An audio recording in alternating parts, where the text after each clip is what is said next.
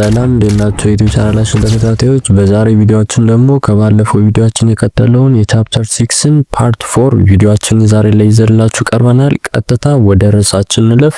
ከዚህ በኋላ ተመልካቾቻችን ያሉ የሂስትሪ ፓርት ቪዲዮዎችን በአዲሱ ቻናላችን በኢቲ አፕሊኬሽን ይሆናል ምንለቅላችሁ። ዛሬ ሄዳችሁ ሰብስክራይብ በማድረግ ከዚህ በኋላ ምንለቅላችሁን ቪዲዮዎችን መከታተል ትችላላችሁ። ከዚህ ላይ እንደምታዩት ከዚህ ፓርት ቀጥል ያለውን ቪዲዮ እዛ ቻናል ላይ ለቀንላችኋል። ይሄን ቪዲዮ እንደጨረሳችሁ ዛሬ ሄዳችሁ ማየት ትችላላችሁ። እና ሄዳችሁ አዲስ የዩቲዩብ ቻናላችን ሰብስክራይብ ካደረጋችሁ ቀጥታ ወደ ዛሬው ቪዲዮአችን እንለፍ። በዛሬ ቪዲዮአችን ላይ የምናየው ርዕስ 6.1.5 ሳውዘርን አፍሪካ ደ ዙሉ ኪንግደም ሚለውን ይሆናል ማለት ነው። በሳውዘርን አፍሪካ ውስጥ ይገኝ የነበረውን ስለ ዙሉ ኪንግደም ነው በዚህ ቪዲዮአችን የምናይ። ቀጥታ ወደ ኖቱ እንለፍ። ሳውዘርን አፍሪካ was the home of the southern branch of Bantu speaking such as Venda, Soto, Songo, Nugni and Inhambani at least since the 15ኛው ሴንቸሪ ነው የሚለና ሳውዘርን አፍሪካ ለብዙ በሳውዘርን ብራንች ውስጥ ይገኙ የነበሩ ባንቱ ቋንቋን ያወሩ የነበሩ ለብዙ ኪንግደሞች እንደ ቤት ነበረች ነው የሚለና ለምሳሌ እነዚህ ላይ የዘረዘራቸው እንዳለ በዚህ በሳውዘርን አፍሪካ ውስጥ ነበር ይገኙ የነበሩ። እነዚህ ደግሞ እስከ 15ኛው ሴንቸሪ ላይ ነበሩ። እነዚህ እንዳለ የተፈጠሩ የነበሩ ነው የሚለና compared to other regions ሳውዘርን አፍሪካ did not achieve major state formation until the end of 18ኛው ሴንቸሪ ነው የሚለና እንደ ሌሎች ሪጅኖች ደግሞ የሳውዘርን አፍሪካ ሪጅን ብዙ የሚባል ስቴት ፎርሜሽኖችን ማካሄድ አልቻለም ነበር ነው የሚለና እስከ 18ኛው ሴንቸሪ ማብቂያ ድረስ። ከዛ በኋላ ግን ማካሄድ ችሏል ማለት ነው። the Bantu speaking peoples of the region attained state formation in 19ኛው ሴንቸሪ in response to intertribal upheavals and movements as well as the encroachment of Dutch settler farmer ወይም ደግሞ ቦየርስ የሚባሉት እና and British colonizers ነው የሚለና እነዚህ ግን የባንቱ ስፒኪንግ ፒፕሎች ግን ስቴት ፎርም ማድረግ የቻሉት በ19ኛው ሴንቸሪ ላይ ነው ማድረግ የጀመሩት ነው የሚለና እና ይሄ ደግሞ ስቴት ፎርሜሽኑ በዚህ 19ኛው ሴንቸሪ ደግሞ እንዲካሄድ የሆኑ ወይም ደግሞ እንዲካሄድ ያደረጉ ሶስት ዋነኛ ሪዝኖች አሉ ይለናል። የመጀመሪያው ኢንተር ትራይባል አፕሄቫል ነበር ወይም ደግሞ በትራይቦች መካከል ግጭት ነበር። ያ አዳዲስ ስቴቶች እንዲፈጠሩ አድርጓል እና ከግጭቱም በተጨማሪ ሙቭመንቶች ነበሩ ይለናል። ከዚህ በተጨማሪ ደግሞ እነዚህ የደች ሴትለር ፋርመሮች ወይም ደግሞ ከደች ፈልሰው የመጡ ፋርመሮች ወይም ገበሬዎች እነዚህ ቦየርስ የሚባሉት ወደዚህ ኤክስፓንሽን ማካሄዳቸው ወይም ደግሞ ወደዚህ መምጣታቸው እንደ ሁለተኛ ሪዝን ይጠቀሳል። ሌላኛው ደግሞ ብሪቲሽ ኮሎናይዘሮችን በተመሳሳይ ወደዚህ ቦታ ኢንክሮችመንት አድርገዋል ወይም ደግሞ ኤክስፓንሽን አድርገው ነበርና በእነዚህ ሶስት ሪጅኖች ነበር በ19ኛው ሴንቸሪ ሪጅኖቹ እንዲመሰረቱ ያደረገ እዚህ ስፍራ ላይ ነው የሚለና እዚህ ታች ላይ ደግሞ ኢንዛ 1780 ዘ ሳውዘርን ባንቱ ኬም ኢንቱ ኮንፍሊክት ዊዝ ዘ ቦየርስ ይለናል። በ1780 ደግሞ እነዚህ የሳውዘርን ባንቱ ተናጋሪዎች ያልናቸው ከቦየርስ ህዝቦች ጋር ኮንፍሊክት ጀምረው ነበር፣ ግጭት ጀምረው ነበር ነው የሚለና who were gradually expanding from their Cape colony እና የጀመረው ግጭት ደግሞ ግጭቱ ከተነሳበት ቦታ እስከ ካፒ ኮሎኒ ወይም ደግሞ ካፒ የምትባለው ግዛት አለ እስከሷ ድረስ ይደርስ ነበር ወይም ደግሞ ሽፍት እያደረገ ሄዶ ነበር፣ እየተስፋፋ ነበር ማለት ነው በሌላ አባባል። subsequently a century long war was fought between the southern Bantu and the Boers እና ይህንም ተከትሎ ለሴንቸሪዎች ወይም ደግሞ ለመቶ ዓመታት በላይ የቀጠለ ጦርነት ተካሂዶ ነበር እነዚህ በሁለቱ በሳውዘርን ባንቱና በቦየር ህዝቦች መካከል ነው የሚለና in response to this struggle several Bantu states ኢመርጂን ኢን ሳውዘርን አፍሪካ ይህንም ተከትሎ ወይም ለረጅም ጊዜ ጦርነቱ ስለተካሄደ ደግሞ ብዙ የባንቱ ስቴት እንዲፈጠሩ አድርጎ ነበር በሳውዘርን አፍሪካ ላይ ነው የሚለና one of them was the Zulu kingdom which attained dominance in the region particularly during the reign of Shaka Zulu ነው የሚለና የኛው ደግሞ የሚለና ከነዚህ ከተመሰረቱ ስቴቶች መካከል ደግሞ አንዷ ዙሉ ኪንግደም ነበር። ዙሉ የሚባል ኪንግደም ተፈጥሮ ነበር ነው የሚለና እና ይሄ ደግሞ እንዳለ የተፈጠረው አዲሱ ኪንግደም ደግሞ እንዳለ ሪጅኑን ዶሚኔት ማድረግ ችሎ ነበር ወይም ደግሞ መቆጣጠር ችሎ ነበር። እንደዚህ መቆጣጠር የቻለው ደግሞ ፓርቲኩላሪ በጣም መቆጣጠር የቻለው በሻካ ዙሉ የሚባል ገዥ ነበርና በሱ ያገዛዝ ዘመን ድረስ ከ1818 እስከ 1828 ድረስ ነበር መቆጣጠር የቻሉት ወይም ዶሚኔት ማድረግ የቻሉት ሪጅኑን እነዚህ ኪንግደሞች ነው የሚለና ሻካ ሰክሰስፉሊ ዲፌንድድ ሂዝ ኪንግደም ፍሮም ኔበር ባንቱ ክላንስ ኤንድ ቦየርስ እና ሻካ የሚባለው ገዥ ደግሞ ወይም ሻካ ዙሉ ማለት ነው የሱን ኪንግደም ከኔበር ባንቶች ወይም ደግሞ ጎረቤት ባንቶች ነበሩ ባንቱ እነሱ የሚናገሩ ጎረቤቶች ነበሩና እነሱ ማጥቃት ይፈልጉ ነበር። ከነሱ መጠበቅ ችሎ ነበር ኪንግደሙ። ከነሱ በተጨማሪ ደግሞ ከቦየሮችም በተጨማሪ ኪንግደሙን ጠብቆ ማቆየት ችሎ ነበር። ይሄ ኪንግደም ይለን largely with the support of his mother Queen Nadia። ይሄን ደግሞ ኪንግደሙን ደግሞ ጠብቆ እንዲያቆይ ያደረገው ደግሞ የራሱ አቅም ብቻ አይደለም፣ ማዘሩ እርዳታ ያገኘ ነበር። ኩዊን ናዲያ እናቱ ነበረች በጊዜውና ከሷም ሄልፕ በማግኘት ሰፖርት በማግኘት ነበር ኪንግደሙን ጠብቆ ከነዚህ ሁለት አላቶች ማቆየት የቻለው ነው የሚል after the days of Shaka the Zulu kingdom was weakened by war with the neighbor rival Bantu clans and British colonizer። ከዛ ግን ይሄ ሻካ የሚባለው ንጉስ ከሞተ በኋላ ግን ዙሉ ኪንግደም ደክማለች ይለናል። እንድትዳከም ያደረጋት ደግሞ እስካሁን ጠብቆባቸው የነበሩት እነዚህ ኔበሮችና የባንቱ ክላኖች ከብሪቲሽ ኮሎናይዘሮች ምናምን እንዳለ መጥተው አዳከሟት ነው የሚለና ሽን ኪንግደም the middle of the 19th century በ19ኛው ሴንቸሪ አጋማሽ ጊዜ the British took over the Cape colony from the Dutch farmers። የብሪቲሽ ኮሎናይዘሮች ወይም ደግሞ ከብሪቲሽ የመጡት ዋናዋን ካፒ ኮሎኒ የምትባለውን ከደች ፋርመሮች ወስዳባቸዋለች ነው የሚለና the British further expanded northward። እናም ይሄን ከወሰደች በኋላ ብሪቲሽ ወደ ኖርዝዋርድም መስፋፋት ችላ ነበር። በዚህም ግዛቷን ማስፋፋት ችላ ነበር። በ1860 the Zulu kingdom and many Bantu clans were conquered by the British። ይሄንን ተከትሎ በ1860 የዞሎ ኪንግደም እና አብዛኞች የባንቱ ክላኖች በብሪቲሽ ቀኝ ግዛት ስር እንዲሆኑ ወይም ደግሞ እንዲወድቁ አድርጓቸዋል ይለናል። ሌላኛው ደግሞ የምናየው ርዕስ 6.1.6 ዘ ኦቶማን ኮንኬስት ኦፍ ኖርዝ አፍሪካ የሚለውን ርዕስ ይሆናል። በዚህ ርዕሳችን ላይ የምናየው በኖርዝ አፍሪካ ኦቶማን የነበራቸውን የኮንኬስት ሂስትሪ ወይም ደግሞ ተቆጣጥረው የነበሯቸውን ቦታዎች እናያለን በዚህ ርዕሳችን ማለት ነው። ቀጥታ ወደ ኖቱ እንለፍ። ኖቱ ላይ ምን ይለናል? ታውት ኢት ዋዝ ኖሚናል አንቲል ዘ ኤርሊ በ19ኛው ሴንቸሪ ኖርዝ አፍሪካ ኤክሴፕት ሞሮኮ ሪሜንድ አንደር ኦቶማን ተርኪሽ ሩል ይለናል። ኢቭን ኢፍ ኦቶማን ኮንትሮል ዋዝ ሳምታይምስ ዊክ። በሪያሊቲው ስናየው የኦቶማን ኮንትሮል በጊዜው የነበረው ማለት ነው ዊክ ነበር። ግን በኖርዝ አፍሪካ ከሞሮኮ ውጭ ኖርዝ አፍሪካ ላይ እንዳሉ የነበሩ ካንትሪዎች ኦፊሻሊ በኦቶማን ሩል ስር ውስጥ ነበሩ ወይም ደግሞ በዚህ አንደር በኦቶማን ሩል ነበር የተዳደሩ የነበር። ይሄ ደግሞ ይደረግ የነበረው እስከ 1800 ድረስ ነው። ከዛ በኋላ ግን ቆሟል ነው የሚለን። ይሄ through the 16ኛው ሴንቸሪ the two world power the Ottoman and Spaniards fought over control of North Africa። እዚህ በተጨማሪ ደግሞ በ1500 ኦቶማንና ስፔን ወይም ደግሞ ስፔናርድስ የምትባለው ማለት ነው በጊዜው የነበሩ ሁለት በጣም ፓወርፉል ኤምፓየሮች ነበሩ። እነዚህ ሁለቱ ኖርዝ አፍሪካ ለመቆጣጠር ብለው ዋር አካሄደው ነበር በጊዜው ነው የሚለን። ሚሊታሪ ሱፕሪማሲ Ottoman Navy and Janissaries and the religious affinity or corporation of North Africa Arabs and Berber Muslims helped the Ottoman to eventually defeat the Spaniards, chasing them out of their Maghrebi coastal coasts of Africa ወይም ደግሞ ቱኒዚያ በማለት ነው ላይ የምንጠራት ማለት ነው አልጄሪያ and ትሪፖሊታኒያ ይለናል። because Ottoman strong የሆነ ናቪና አርሚ ወይም ደግሞ ጃኒሳሪ ነው የሚጠሯቸው ቅድም ያልኳችሁ ማለት ነው ነበራት። በጣም ስትሮንግ የሆነ ሁለቱ ነበራት ኦቶማን እና ደግሞ ቢኮዝ አረብና በርበር ሙስሊሞች ሰፖርት ያደርጓቸው ስለነበር በጊዜው እነዚህ ኦቶማኖችን በቀላሉ እነዚህ ስፔናርዶችን ረተው በተቆጣጣሯቸው ከነበሩ ከቱኒዚያ ከአልጄሪያና ከትሪፖሊ ማባረር ችለው ነበር ነው የሚለና the Ottoman conquered Egypt በ1517 by utterly defeating its ማምሉክ rulers ይለናል። በ1517 ደግሞ እነዚህ ኦቶማኖች ማለት ነው ኮምፕሊትሊ ማምሉክ ሩለሮችን ረተው በማምሉክ ስር የነበረችውን ኢጂፕት መቆጣጠር ችለው ነበር ነው የሚለና the Ottomans extended their conquest of northern Africa by controlling what are today Libya,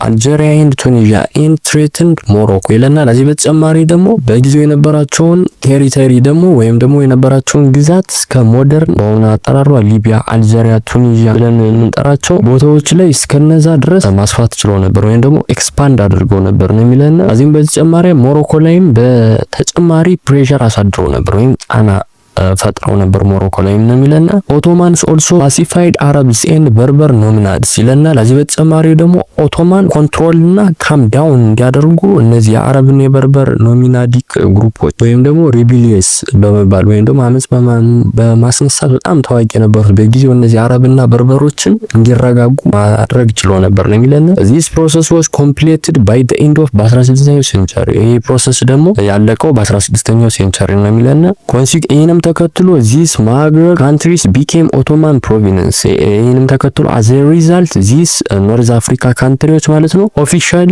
የኦቶማን ኢምፓየር ፕሮቪንስ መሆን ችለው ነበር ነው የሚለና ይህም በ1550 ዘ ኦቶማን ኤክስቴንድድ ዜር ኮንኬስት አስ ፋር አዝ ዘ ሰርድ ይህም በ1550 ዘ ኦቶማን ኤክስቴንድድ ዜር ኮንኬስት አስ ፋር አዝ ዘ ሰር ካታራክትስ ኢን ኑቢያ ይለናል። ይህም በ1550 ደግሞ ኤክስፓንድ ማድረግ ችለው ነበር ሳውዝ ውስጥ ገኝ የነበረችው ኑቢያ ድረስ ሚደርስ ሪቺንግ ደ ሰር ካትራክት ሚደርስ እስከ ሰርድ ካትራክት ሚደርስ ማለት ነው። ወይም ደግሞ ዋተር ዎል ኤሪያ ኦፍ ደ ናይል የናይል የዋተር ዎል ኤሪያዎች ናቸው እነዚህ ካትራክት የሚባሉት። እስከዛ የሚደርስ ግዛታቸውን እንዳለ ኤክስፓንድ አድርገው ነበር ነው የሚለን በጊዜው። ሲሪየስ ኦፍ ተርኪሽ ፓሻስ ወይም ደግሞ ቪስሮይስ የሚባሉት ኤንድ ዜር ሚሊተሪ ዲፒዩቲስ ኮልድ ዴይስ commanders were directly appointed from Istanbul as rulers of Ottoman Northern African province. The rulers of this province were Turkish governors, pashas and military commanders deys who were sent directly from Istanbul ይለናል።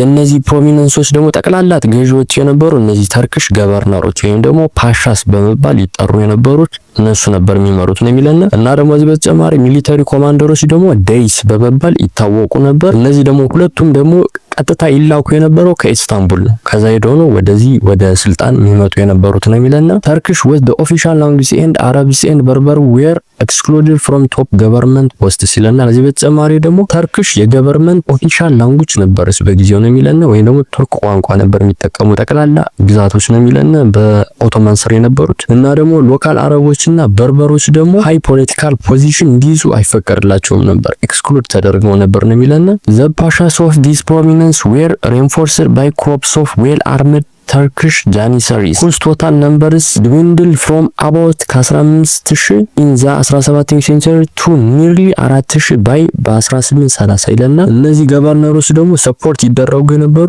በ1000 of armed በሆኑ ጃኒሳሪዎች ወይም ደግሞ ተዋጊዎች ነበር። በጊዜው ግን ነምበራቸው ግን በ1600 15000 ነበር። ከዛ ግን በ1830 ወደ 4000 ቀንሶባቸው ነበር ነው የሚለና ፕሮሚኔንሻል ጃኒሳሪ ኮርፕስ were reinforced by Ottoman provincial cavalry forces known as spies ይለናል። the janissaries were also supported የሚደረጉ የነበሩት በኦቶማን ሆርስ ሶልጀሮች ወይም ደግሞ በኦቶማን ውስጥ ፈረስ ሲጠቀሙ የነበሩ ሶልጀሮች ነበሩ። በተለየ ስም አጠራራቸው ሳፓይስ ይባሉ ነበርና በእነሱም እነዚህ ጃኒሳሪዎች ሰፖርትድ ይደረጉ ነበር ነው የሚለና the spies were most respected by local population because their officers were offsprings of Turkish soldiers and local Arab women ይለናል። እነዚህ ሎካል ፒፕሎች ደግሞ ሳፓይሶችን በጣም ያከብሯቸው ነበር ይለናል። ያከብሩት የነበረው ደግሞ ምክንያቱ ሊደራቸው የተርኪሽ ሶልጀርና የአረብ ውመን ልጅ ስለነበር ነው በጊዜው ነው የሚለና በዛ በጣም ይከበር ነበር ነው የሚለና each provinces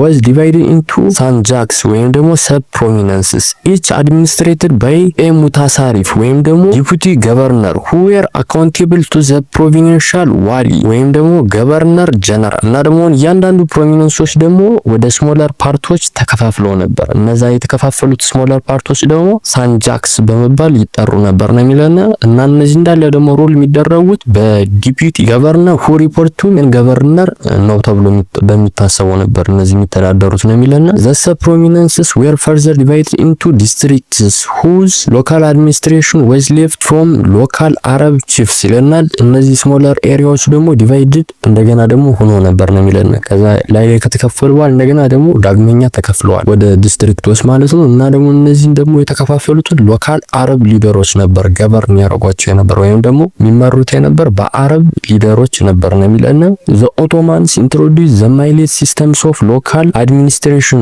to North Africa.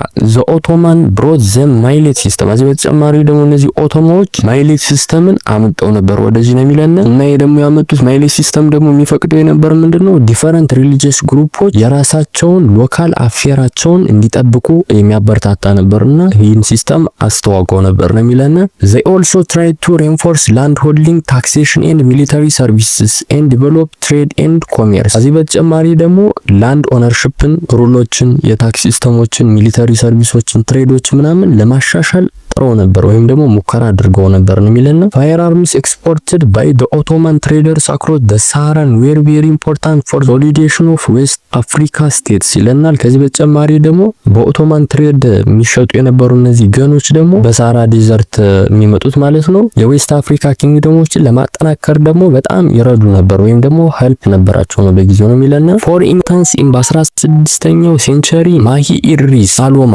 ከ1571 እስከ 1603 of ካነን ቦሮን who had acquired firearms from North Africa Turkish was able to expand his empire once again የሚለና ለምሳሌ በኤግዛምፕል 1571 እስከ 1603 የማሂ ኢድሪስ አሎማ የሚባል ወይም ደግሞ የካነን ቦሮን ገኖችን ከኖርዝ አፍሪካ በማስገባት የነበረውን ኢምፓየር ለማጠናከር ችሎ ነበር ነው የሚለና እና በዚህ ይረዷቸው ነበር ነው የሚለና however the empire was overstretched and the Ottoman Sultanates did not take much interest to directly rule North Africa states from Istanbul provided that they paid their taxes ግን ይህን ተከትሎ ግን ኢምፓየሩ በጣም ላርጅ እየሆነ መጣ። ከዛ በጣም ትልቅ ስለነበር ሱልጣኔቶች ኖርዝ አፍሪካ ላይ የነበራቸው ግዛቶችን በጣም አይቆጣጠሯቸውም ነበር ታክስ እስካገኙ ድረስ ነው የሚለና ሮም በ1700 the local military rulers in Algeria, Tunisia, Tripoli and Cyrenians thought nominally gave allegiance to the Ottoman Sultanates and sent tributes to him were particularly independent ይለናል። ከ1700 በኋላ ደግሞ ሎካል ሩለሮች እዚያ ኤሪያ ላይ የነበሩ ሎካል ሩለሮች ለጊዜ የነበረው ሱልጣኔትን ተቀብለው ትሪቢዩቶችን ይከፍሉ ነበር። ግን በሪያሊቲ ግን ራሳቸው የሚገዙ የነበር ነው የሚለና ይሄ ማለት መጀመሪያ ላይ ኖት ላይ አነሳ ነው ሐሳብ ማለት ነው። ቅድም ላይ እንዳልኳችሁ ጠቅላላ የተቆጣጠሩን ፓርት ሪያሊቲ ላይ አይገዟቸውም። አብዛኞቹን ባልኳችሁ መሰረት ጀስት ለወረቀት እኛን የምንገዛው ይላሉ፣ ግን እነሱ አይደለም የሚገዙት ነው የሚለና ሪያሊቲ ላይ ስንመጣ for instance in 18ኛው ሴንቸሪ the hereditary Mamluks wealthy noble families known as beys and viceroys known as pashas in Egypt and hereditary deys in Tunisia exercise independent political powers but under the nominal suzerainty of the Ottoman Sultanates ይለናል። ግን አሁን ለምሳሌ በኤግዛምፕል ለማየት በ18ኛው ሴንቸሪ ፓወርፉል የነበረ ፋሚሊ ነበር ኢጂፕትና ቱኒዚያን ኢንዲፔንደንትሊ የሚያስተዳድር የነበር ወይም የሚገዛ የነበር ነው እና እነዚህ ደግሞ ኢንዲፔንደንትሊ እነዚህን ሁለቱን ይገዙ የነበረው ደግሞ ኦቶማን ሱልጣኔት ያለ ወይም ደግሞ ኦቶማን ሱልጣኔት እንዳለ ያውቁ ነበር፣ ግን ኢንዲፔንደንትሊ ግን ይገዟቸው ነበር እና ይሄ ኤግዛምፕልነት ለኛው ሐሳባችን ያጠናክርልናል ማለት ነው። በ1805 ሙሐመድ አሊ ስታብሊሽ ኒው ዳይናስቲ ዛት ሩል ኢጂፕትስ ፎር ኦቨር 150 ይርስ ይለናል። በ1805 ደግሞ ሙሐመድ አሊ ኒው ሩሊንግ ፋሚሊ መመስረት ችሎ ነበር። ጠቅላላ ኢጂፕትን ለ150 ይር መግዛት የቻለ ማለት ነው ወይም ደግሞ ኮንትሮል ማድረግ የቻለ ኢን በ1840 ሳይሪያንካ ኤንድ ትሪፖሊና ቢኬም ዘ ሜን ቤዝ ኦፍ ሙስሊም ሪሊጂየስ ሪፎርም ግሩፕስ ኮልድ ዘ ሳኑሲ። በ1840 ደግሞ ሲሪያንካና ትሪፖሊ የሚባሉት ማለት ነው የሙስሊም ሪፎርም ሙቭመንት ሴንተሮች ነበሩና ይሄ ደግሞ ሴንተራቸው የነበረው ደግሞ ቱኒዚያ ሳኑሲያ በመባል ትጠራ ነበር ሴንተራቸው ነው የሚለና ዜር ሊደርስ ሙሐመድ ቤን አሊ አሱኑሲ ሪችድ ኤ ሪተርን ቱ ዘ ሲምፕሊሲቲ ኦፍ አርሊ ኢስላም ይለና ዜር ሊደር ደግሞ ፒፕሎቹ ወደ አርሊ እስላሞች እንዲመለሱ ያስተምር ነበር ነው የሚለና አልጄሪያ was occupied by the French in በ1830 and በ1840 ይለናል። ግን ፍሬንቾች ግን ኮንትሮል ማድረግ ችለዋል ወይም ደግሞ አልጄሪያን በ1830 እስከ 1840 ወረው መቆጣጠር ችለዋል ነው የሚለና their territory was extended into the Saharan desert and some 40,000 French colonists were settled there and figures that reached 400,000 by the early በ1880 ፍራንሶች ደግሞ በሳራ ላይ የነበራቸውን ኮንትሮል ኤክስፓንድ በማድረግ መጀመሪያ ላይ 40,000 የሚደርሱ የፍሬንች ፒፕሎችን እዛ ቦታ ላይ ሴትል እንዲያደርጉ ወይም እንዲሰፍሩ አድርገው ነበር። ከዛ ግን 40,000 ወደ 400,000 በ1880 እንዲበዛ አድርገውት ነበር ወይም ጨምረውት ነበር ነው የሚለና እና የዛሬው ርዕሳችንን በዚህ መሰረት ጨርሰናል ማለት ነው። በቀጣይ ቪዲዮአችን ደግሞ 6.2 ኮንታክትስ ኦፍ አፍሪካ ዊዝ ዘ አውትሳይድ ወርልድ ወይም ደግሞ አፍሪካ ከአውትሳይድ ወርልድ ጋር የነበራትን ኮንታክት ደግሞ እናያለን ማለት ነው። እና የዛሬ ቪዲዮአችን ይመስላል። የቀጣይ ቪዲዮውን ደግሞ እንደለቀቅን ይደርሳችሁ ቻናላችን ሰብስክራይብ ማድረግ እንዳትረሱ። የዛሬ ቪዲዮአችን ይመስላል። በቀጣይ ቪዲዮ እንገናኝ።